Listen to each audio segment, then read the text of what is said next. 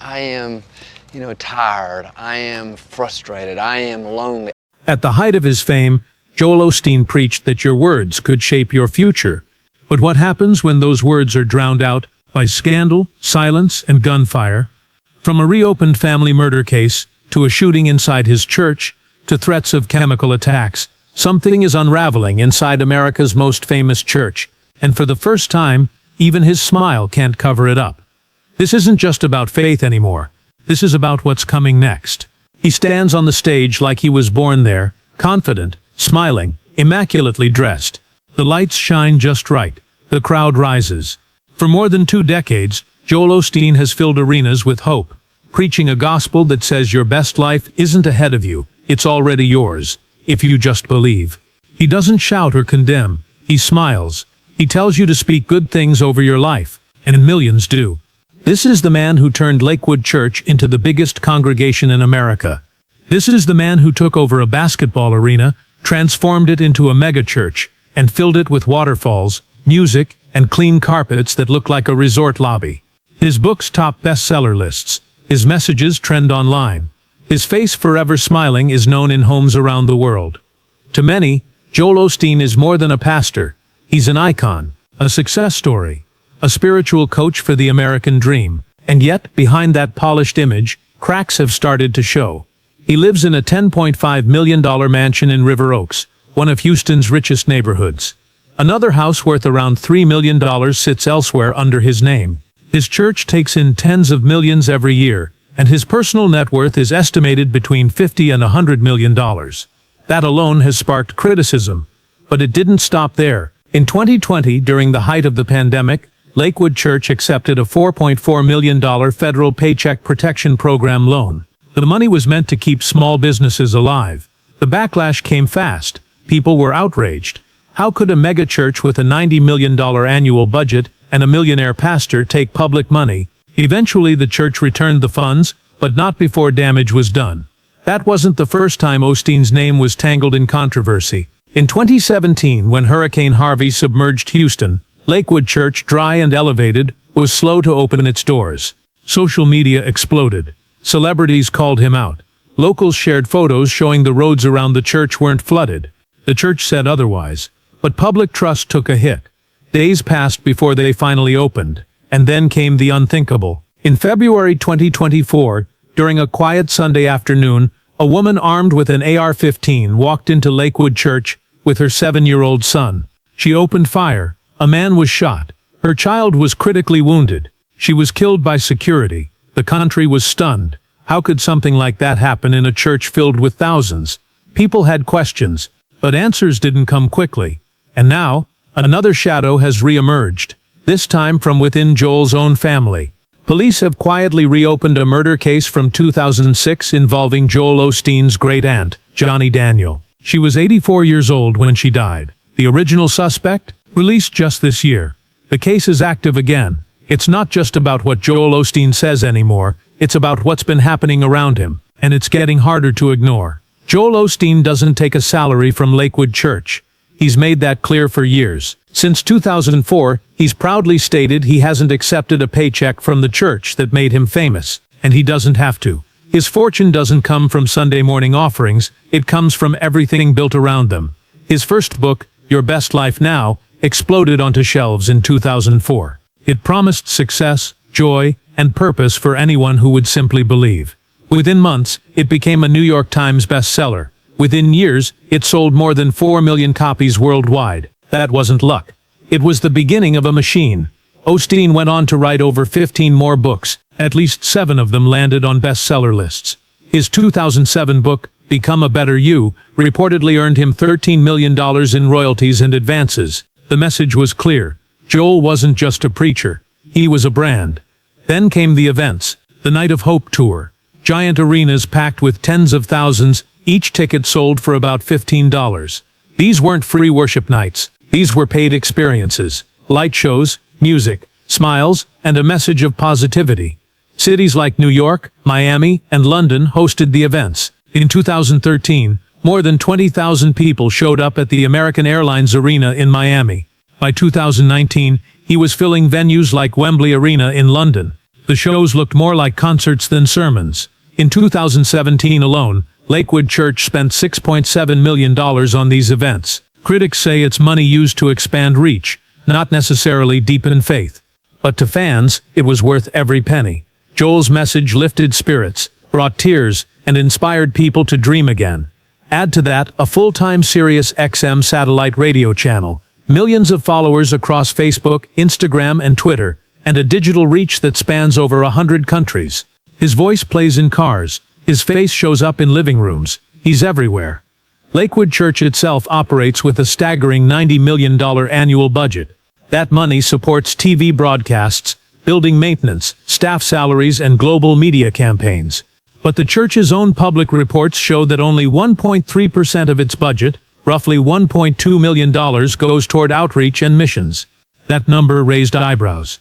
For a ministry preaching abundance, some wondered where that abundance was going. Joel says he's just trying to help people live better, think bigger, and trust God. His sermons are smooth, short, and filled with personal stories. But a growing number of Christians say something's missing: depth. They say it feels more like self-help than scripture. And while millions hear his message of hope each week, far fewer are asking, where is the money really going? Joel Osteen's sermons rarely mention sin. He doesn't talk much about hell either. In fact, the words repent or judgment almost never appear in his messages. Instead, his focus is clear: positivity, possibility, and speaking the right words over your life. It's a style that has won him millions of fans and just as many critics. The core of his message is simple: if you believe hard enough, speak the right things, and stay in faith, you'll see blessings come your way. Health, wealth, success, it's all possible if you align your thinking with God's favor. That message fits neatly into what's known as the prosperity gospel.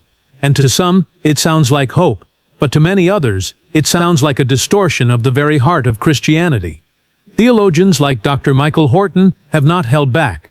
Horton called Osteen's version of Christianity a cotton candy gospel: sweet, light, easy to swallow, but no nourishment. Others have gone further, calling it Christianity without the cross. The concern isn't just that Osteen's message is light. It's that it leaves out the foundation of the gospel, the reality of sin, the need for repentance, and the power of grace through Christ's sacrifice. In most churches, communion is a sacred tradition, a time to reflect on Jesus' death and resurrection. Baptism is a public declaration of faith, but at Lakewood, critics say these moments often feel secondary. Until recently, there were long stretches where neither was performed regularly. And when baptisms were held, they were mass events, hundreds baptized at once, in a single day. To many, it felt rushed, impersonal, lacking the spiritual weight such a moment should carry. This has led to deeper concerns. Is Lakewood Church operating more like a spiritual performance than a place of worship? Is the goal to uplift people or transform them? That question lies at the heart of the debate. Supporters defend Joel by saying he's reaching people who wouldn't set foot in a traditional church. They say he offers encouragement in a world full of discouragement. They argue that some hope is better than none. And for many hurting, broken people, that hope has meant everything. But others worry that this feel-good version of faith is misleading, that it teaches people to expect blessings, but not prepare for hardship, that it suggests if you're still sick, still broke, still struggling, it must be your fault. You didn't speak the right words. You didn't have enough faith.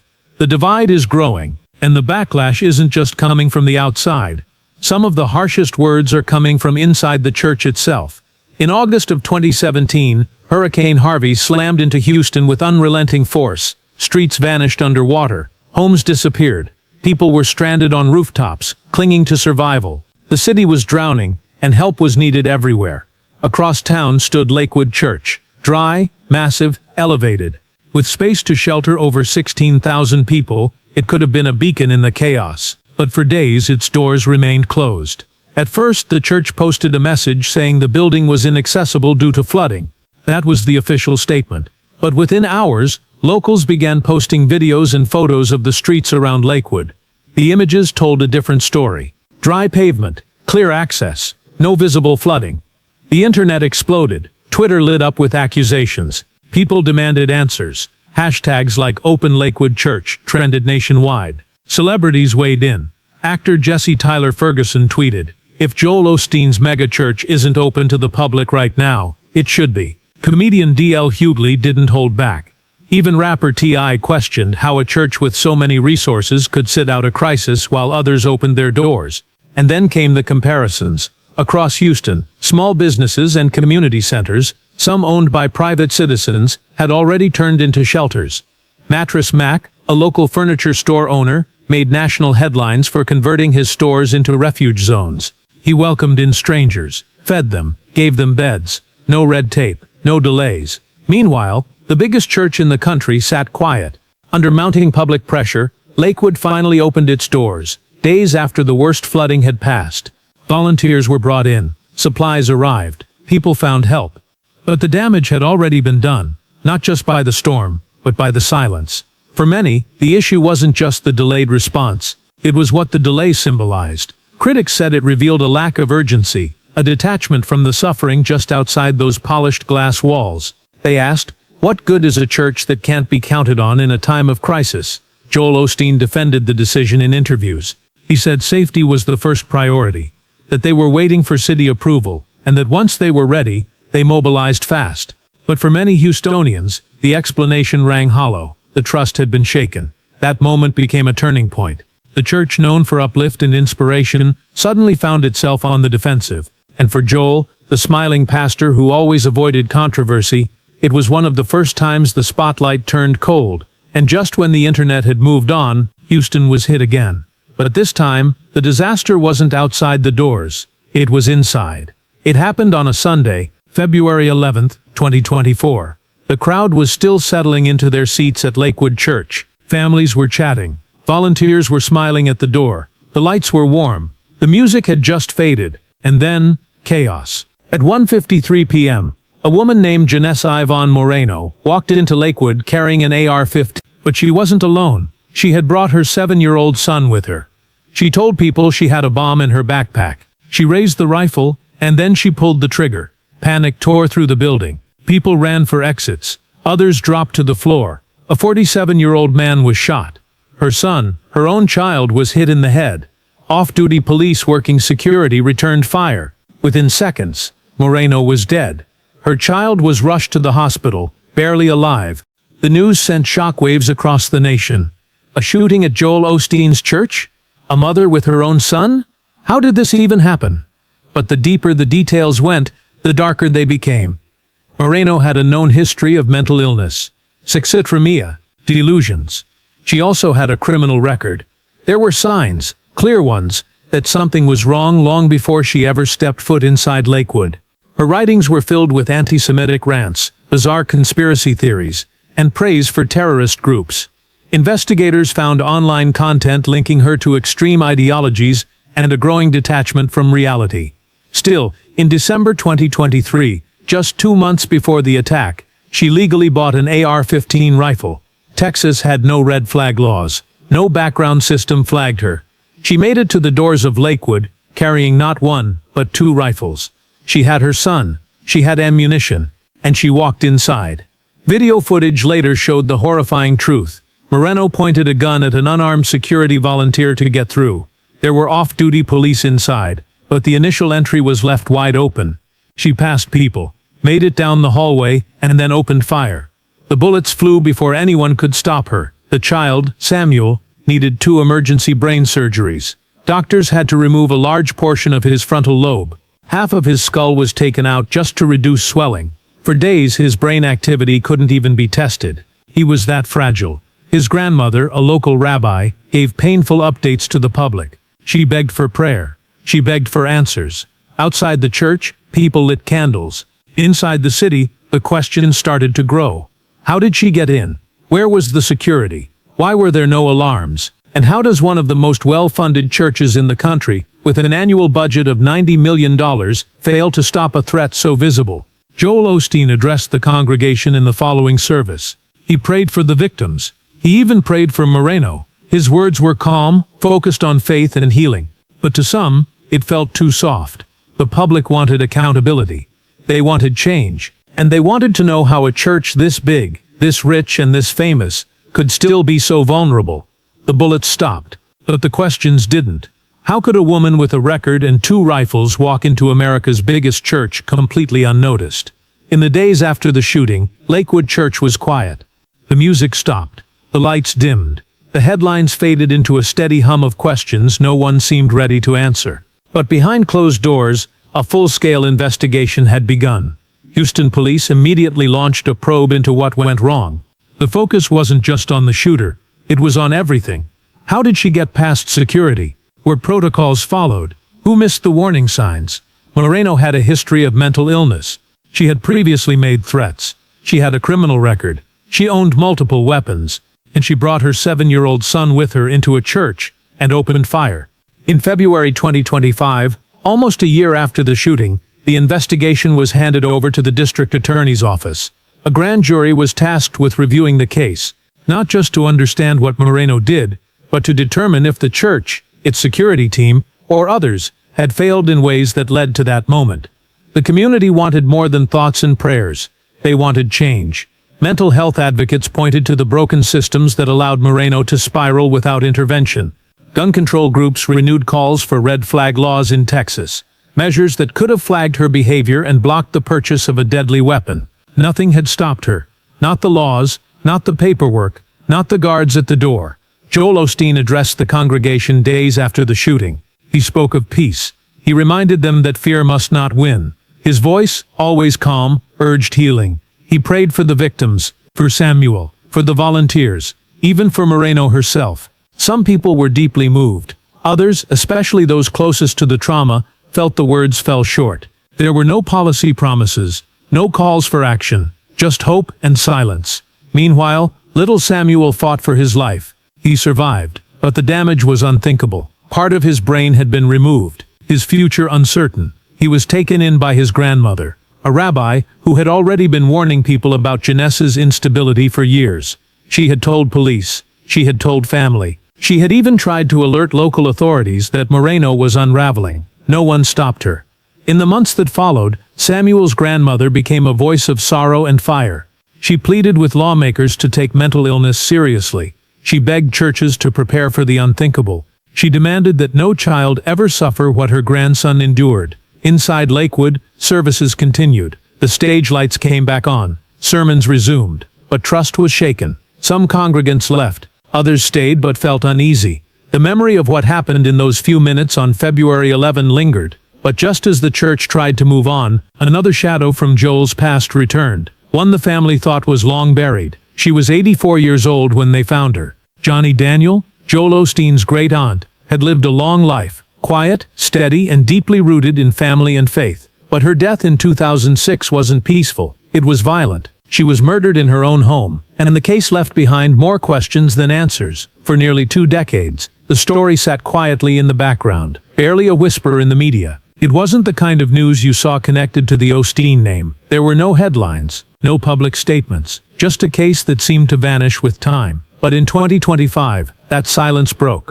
Authorities announced that the man originally suspected in Johnny Daniel's murder had been released.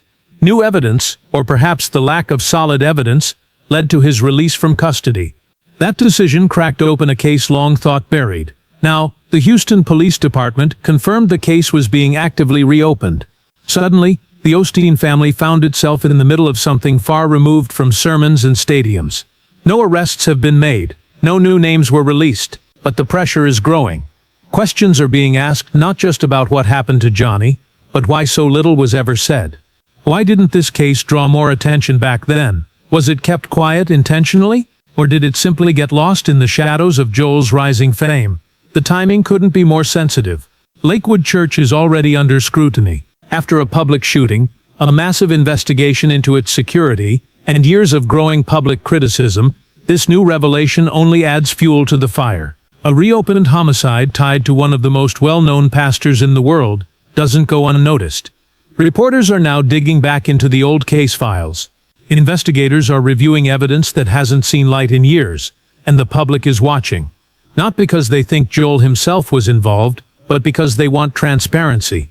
They want accountability, and they want to know if justice was delayed or denied. For the Osteen family, it's personal. This was their aunt, their blood. And while Joel rarely speaks about private family matters publicly, the weight of this case is different. It isn't about theology or church policy. It's about a woman who was taken too soon, and a case that never fully closed. As the investigation moves forward, more questions will follow.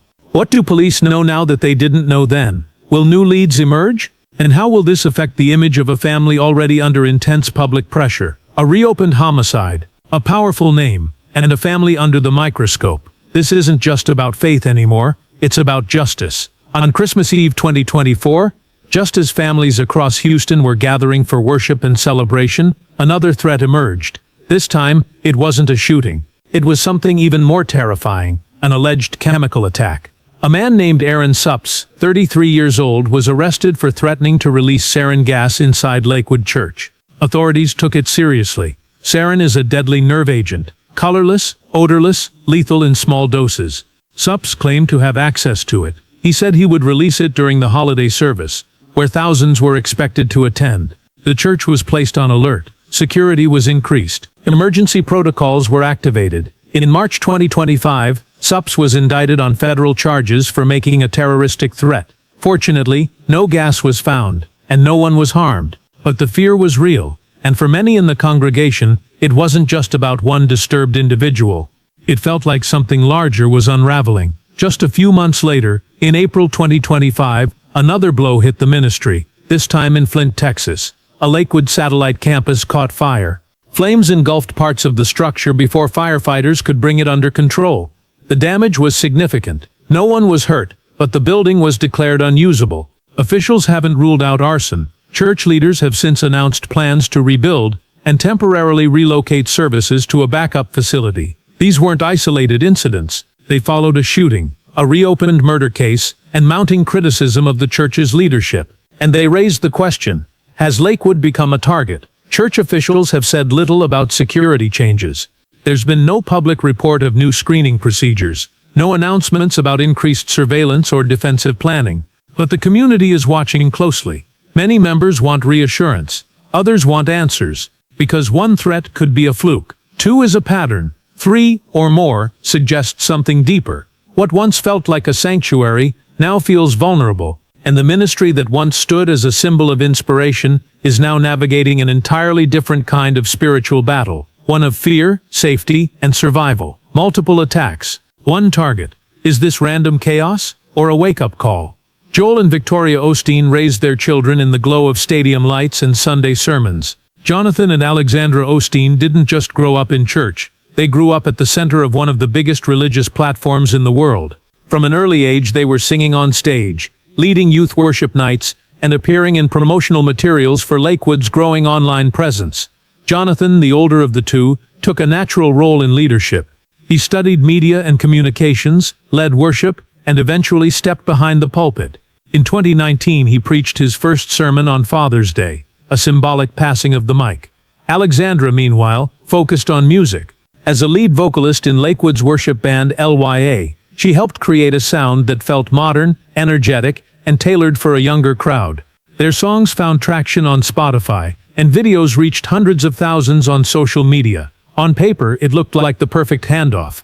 The next generation was ready. The church was future-proof. But outside the walls of Lakewood, a different story was unfolding. National surveys show that only 15% of Gen Z attends church regularly. Millennials are not far ahead, and the number is shrinking.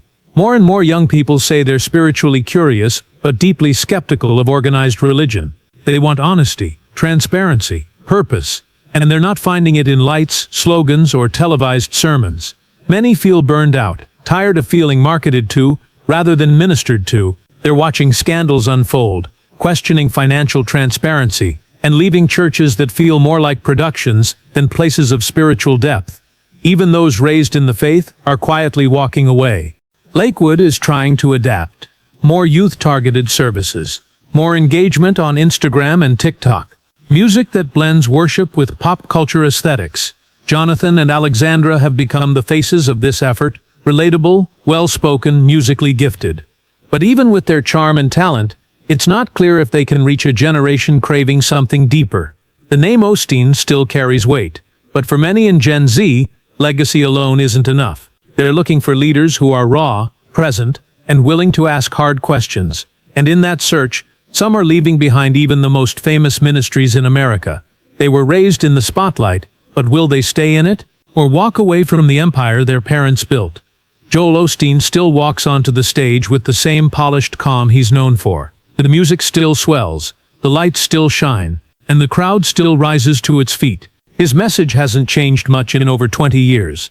Stay positive, believe big, speak life over your circumstances. And for millions of people, that message still works. They tune in, they buy the books, they post quotes online, and hold tight to the idea that something better is coming. But outside the church walls, the atmosphere is shifting. What used to be quiet criticism has become something louder. The demand for transparency is growing. People are no longer content with feel-good messages when real-world crises keep knocking on the door. From the PPP loan scandal to the Hurricane Harvey backlash, from the reopened murder investigation to the shooting and sarin gas scare, Lakewood Church has faced one public firestorm after another.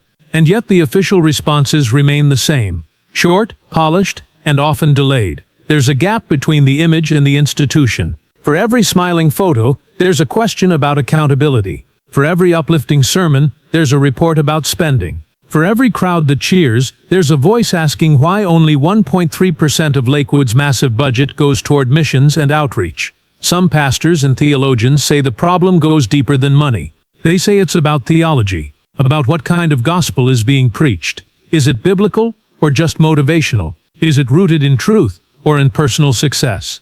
Osteen rarely mentions sin, rarely talks about repentance. His critics say it's a gospel designed to make people feel good, not change. A message that sells but doesn't save. Still, his popularity hasn't vanished. Far from it. His audience remains one of the largest in the world. His books continue to sell. His name still opens doors, but so does criticism. Podcasts, documentaries, and exposés keep pulling back the curtain. And the more they do, the more people start to wonder if they've only been seeing part of the story. The truth is, Joel Osteen's ministry has become something bigger than a church. It's a brand, a media empire, a global platform. And with that size comes scrutiny. Security decisions are questioned. Financial records are analyzed. Theology is debated. And every crisis, every delay, every silence speaks louder now than it did 10 years ago. Younger generations are watching. Many are walking away, not just from Lakewood, but from churches like it. They're craving something different, something honest, even if it's hard, something deeper than branding. They want faith that feels real, not rehearsed. What happens next isn't clear. The reopened murder case of his great-aunt remains under investigation. The fallout from the church shooting is still unfolding. The scars left by Hurricane Harvey and the pandemic have not fully healed. And the questions keep coming. Will Lakewood change how it operates? Will it open up its books, answer harder questions, take bold steps toward rebuilding trust? Or will it continue down the path it's known, safe, polished, unshaken on the surface? They say storms reveal the strength of your foundation. After everything Joel Osteen has built, fame, fortune, and faith, the storm has come. The question now is, what's left standing?